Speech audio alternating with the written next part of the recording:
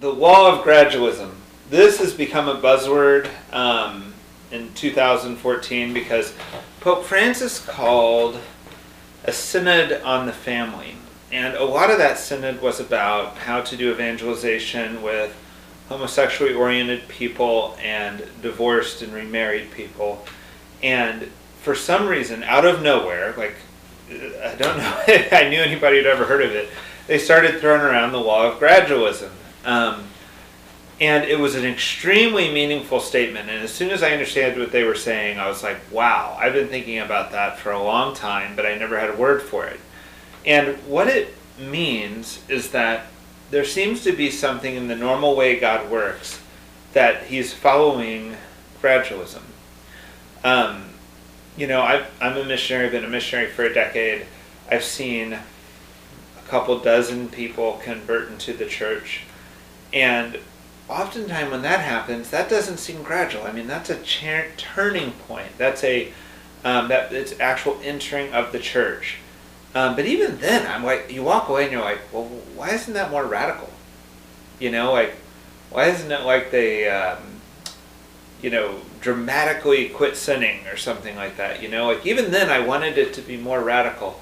And I was doing all this work that I never really thought was going to necessarily ever lead to someone becoming baptized or Christian.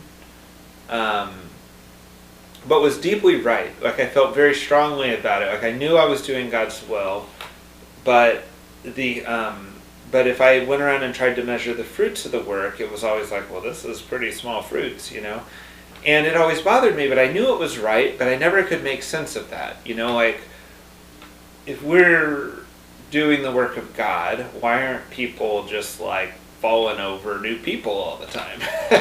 And is it just our shortcomings, or is there something about this that is actually the way God works? And that's what the law of gradualism is about, and I think it's a very interesting idea.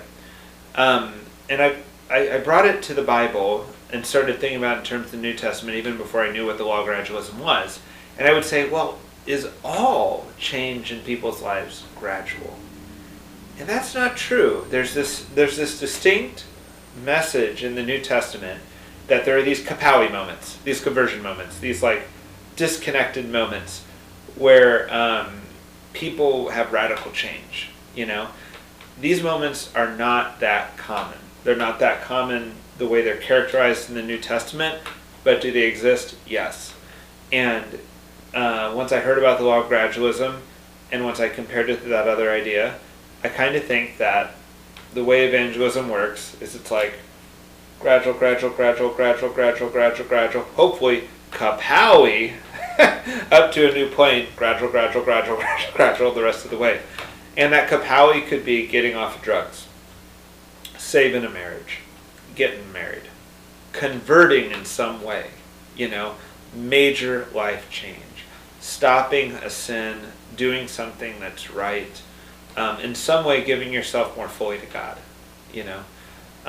And that relationship with God takes on dynamite at that moment. It doesn't appear, I think that baptism is the most powerful sacrament and symbol of that moment. It doesn't usually appear that it happens at the moment of baptism. But it's an amazing moment.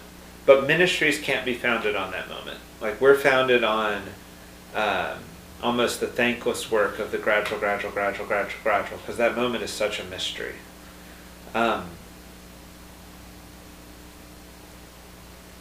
But when you call it a law of gradualism, it makes a lot of sense in another way.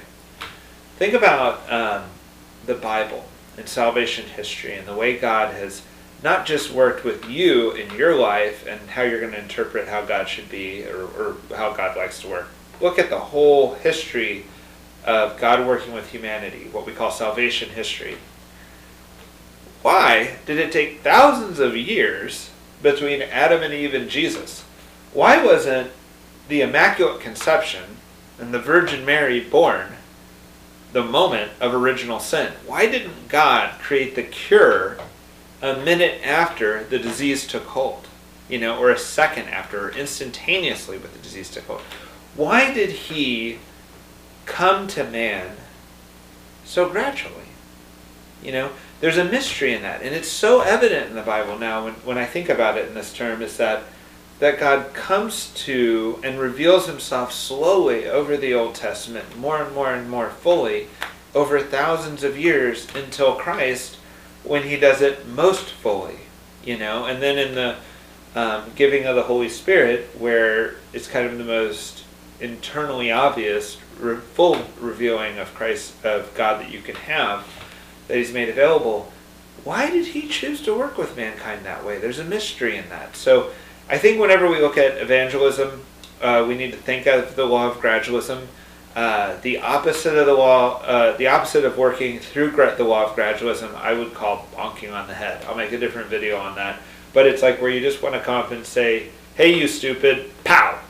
You need to think differently and change your life right now.